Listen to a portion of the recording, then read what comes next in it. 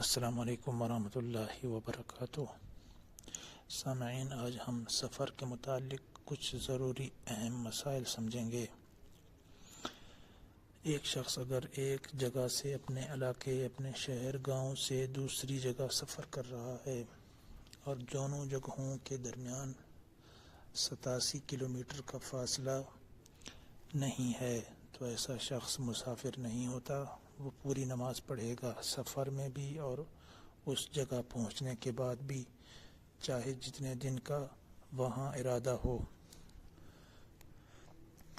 ہاں، اگر ان دونوں جگہوں کے درمیان 87 کلومیٹر کا فاصلہ ہے تو ایسا شخص مسافر کہلاتا ہے۔ وہ راستے میں بھی اور اس جگہ پہنچنے کے بعد بھی ہر 4 رکعت والی نماز کو 2 رکعتیں پڑھے گا، جیسے ظہر ہے، عصر ہے، عشاء ہے، یعنی ان کے فرض 2 فرض پڑھے گا 4 کے بجائے۔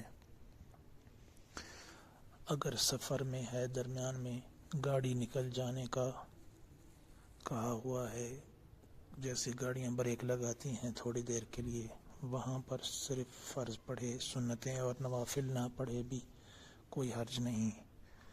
اس کے علاوہ اگر زیادہ لمبا گاڑی ٹھہرنے کا ٹائم ہے تو اس وقت فرض 4 فرض تو 2 پڑھے گا اور سنتیں بھی پڑھ لے۔ لیکن اگر کسی جگہ پہنچنے کے بعد جہاں جا رہا ہے وہاں پہنچ گیا تو وہاں پر 4 رکعت فرض تو 2 پڑھے گا، باقی سنتیں اور نوافل بھی پڑھے گا۔ یعنی قصر صرف ظہر، عصر اور عشاء میں ہوتا ہے، ان کے 4 فرضوں کو 2 فرض پڑھتے ہیں۔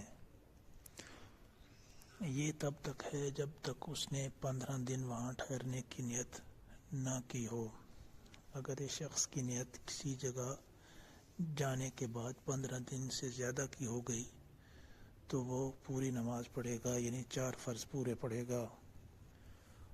البتہ ایک مسئلہ ہے کہ اگر کسی امام کے پیچھے وہ پڑھ رہا ہے تب تو پوری نماز پڑھے گا، چاہے 15 دن سے تھوڑے دن ٹھہرنے کی نیت ہو، چاہے راستے میں ہو، جیسا بھی ہو، یعنی مقیم امام کے پیچھے وہ پوری نماز پڑھے گا۔